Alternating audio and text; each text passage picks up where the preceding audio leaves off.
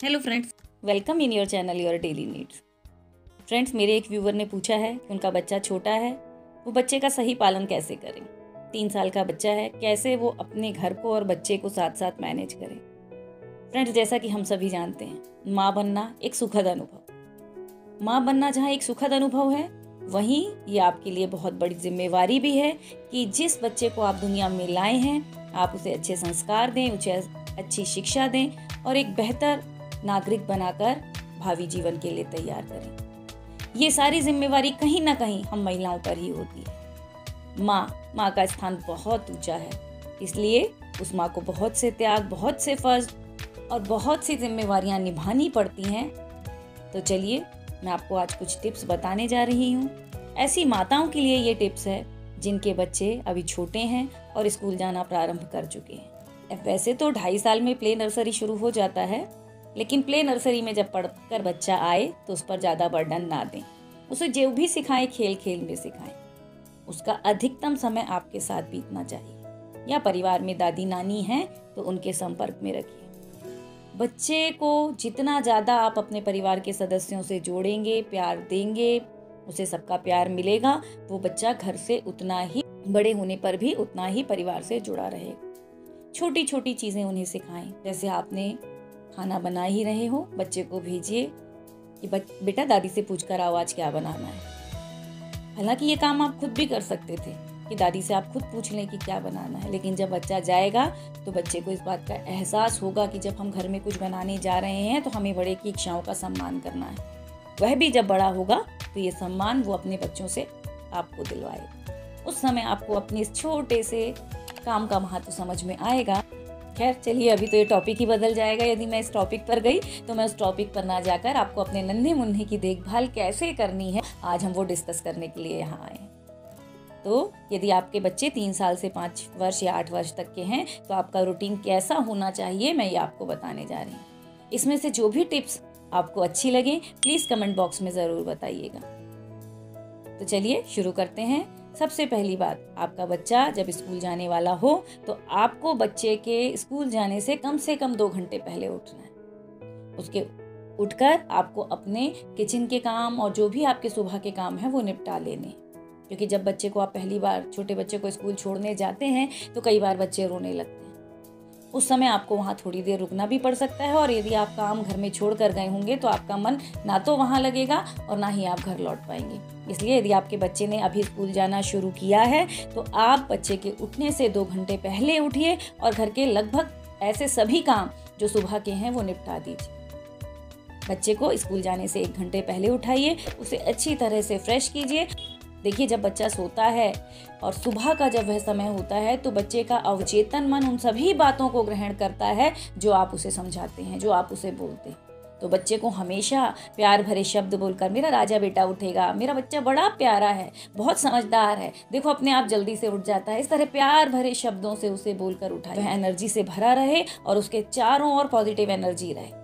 आपके ये शब्द उसके लिए दिन भर के लिए एक ऐसी एनर्जी और शक्ति प्रोड्यूस करेंगे जिसकी आप कल्पना नहीं कर सकते। के बाद बच्चे को गुड मॉर्निंग, या आपके घर में थोड़ा पूजा पाठ का माहौल है तो बच्चे से जय श्री कृष्ण, राम राम, इस तरह के शब्दों का उच्चारण जरूर करवाएं। दादी नानी जिनके भी साथ आप रहते हैं, बच्चे को उनको भी प्रणाम करने को जरूर कहें। ये छोटी सी आदतें हैं, लेकिन इनका फल भविष्य में आपको जरूर मिलेगा। उसके बाद बच्चे को प्यार से नहला धुलाकर स्कूल के लिए तैयार कीजिए, और बच्चे को विद्यालय भेजने के से पहले भगवान को प्रणाम करने की आदत जरूर डलवाइए। उसे मंदिर में कुछ क्षणों के लिए भेजिए अपने घर के, कि बेटा जाओ मंदिर में भगवान को प्रणाम करके आओ और भगवान से दिन भर के लिए आशीष और दुआ मांगो। अब आपका बच्चा तैयार हो चुका है, उसका टिफिन, उसके पानी की बोतल, उसका बैग आप पहले ही तैयार कर चुके थे। आप बच्चे को खुद छोड़ने जाती हैं तो खुद छोड़ने जाइए, और यदि बस और ऑटो आता है तो उस पर बच्चे को बैठाकर बच्चे को विदा कीजिए। और जल्दी आना बेटा, मम्मी इंतजार कर रही है, इस तरह के शब्द बच्चे को जरूर बोलिए और माँ का मुस्कुराता हुआ चेहरा दिखाकर उसे स्कूल के लिए भेजिए। स्कूल में भेजते समय बच्चे को आप ये जरूर समझा कर रखें कि बेटा वहाँ किसी से लड़ाई नहीं करनी है, आपको शेयरिंग के साथ सबके साथ रहना है, जो भी लेकर गए हो आप सबसे शेयर करके आप खाएंगे। इस तरह की छोटी छोटी सी बातें आप बच्चे को चलते फिरते समझाते रहिए। अब बच्चा जा चुका है, आप बच्चे को स्कूल से छोड़कर आ चुकी हैं, अपने शेष काम 11 साढ़े 11 बजे तक निपटा दीजिए यदि आप हाउसवाइफ हैं तो। 11:30 बजे के बाद जब आप फुर्सत हो, बच्चे लगभग 1:30 से 2 बजे तक आते हैं, आप बच्चे के लिए वक्त तैयार करके रखें। यदि अभी बच्चा छोटा है तो 1 2 3 4 कॉपी में ऊपर लिख के रख दीजिए, जिससे नीचे बच्चा लिखेगा। ABCD लिख कर रख दीजिए, कुछ चित्र बना कर रख दीजिए जिसपे बच्चा मैच दी कॉलम करेगा। इस तरह के ढेरों आइडियाज नेट में भरे पड़े हैं। आपको बच्चे के लिए वो वर्कशीट तैयार करके रखनी है। आप यदि अपना ये आधा घंटा 1 घंटा देकर बच्चे के लिए वर्कशीट तैयार करती हैं तो आप समझिए कि आपने बच्चे के 2 से 3 घंटे के लिए उसे बिजी करने के लिए उपाय ढूंढ। नहीं तो आजकल नेट पे आप क्लास डालें, उनकी वर्कशीट डालें, आपको उस वर्कशीट से ढेरों काम मिल जाएगा। तो आपको ये वर्कशीट जब भी आपके पास समय हो, बच्चे की बुक्स हैं तो बुक से सिलेबस से क्वेश्चन पेपर बना कर रखिए। आप नेट पर डालना है, उसकी वर्कशीट डालिए और उसका प्रिंट आउट निकाल लीजिए यदि आपके पास लिखने का समय नहीं है। अब आपके दोपहर के खाने का समय हो चुका होगा, बच्चे भी लगभग घर से स्कूलों से आने वाले होंगे। बच्चा स्कूल से आ चुका है तो प्यार से उससे दिन भर की चर्चा सुनिए। देखिए कई बार क्या होता है, बच्चे हमें स्कूल की बातें बताना चाहते हैं, वो अपने फ्रेंड्स की बातें हमसे शेयर करना चाहते हैं, लेकिन हम अपने काम में व्यस्त होने के कारण बेटा बाद में बताना, बेटा अभी तुम बहुत बोलते हो, तुम चुप रहो थोड़ी देर, इस तरह से डांट कर हम उन्हें चुप करा देते।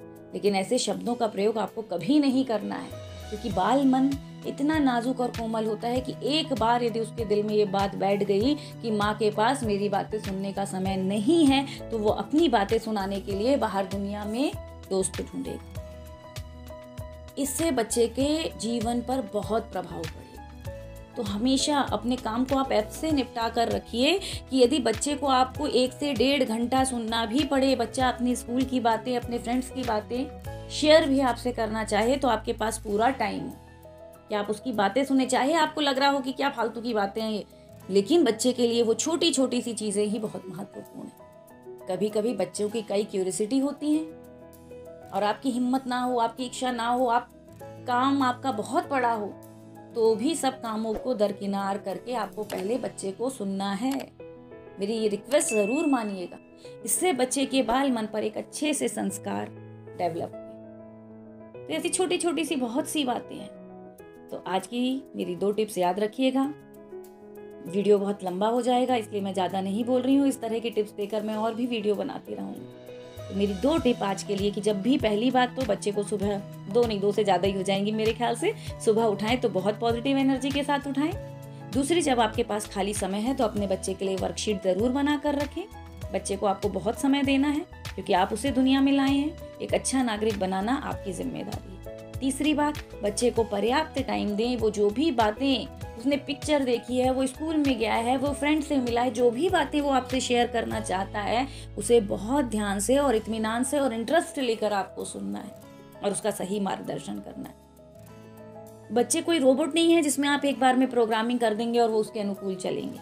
तो मेरी इन 3 टिप्स में आपको कौन सी टिप अच्छी लगी और किसे आप फॉलो करेंगे ज़रूर बताइएगा। इसी तरह की और भी बहुत सी टिप्स हैं जो एक अच्छे पेरेंट्स को फॉलो अप करनी चाहिए बच्चों को बड़ा करने में। आप सोच रही होंगी कि मेरा बच्चा क्या है, या मेरे बच्चे के बारे में और मेरे बारे में आप जानना चाह रहे होंगे, तो मैं आपको बता दूं, मेरे ऐसे तो 2 बेटे थे लेकिन एक की डेथ हो चुकी है और एक बेटा है, वो अभी कॉलेज में है। ईश्वर की कृपा से वो बहुत संस्कारी और अच्छा है।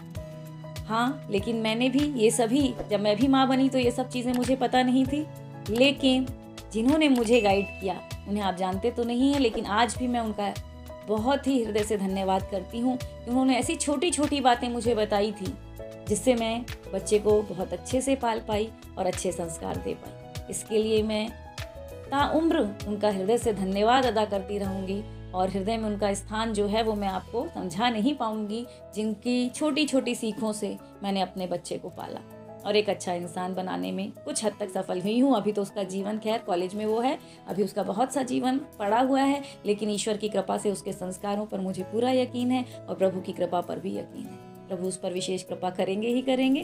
तो आप भी छोटी छोटी सी बातों का ध्यान करके अपने बच्चे को पालिए। फ्रेंड्स, फिर मिलेंगे। Bye bye.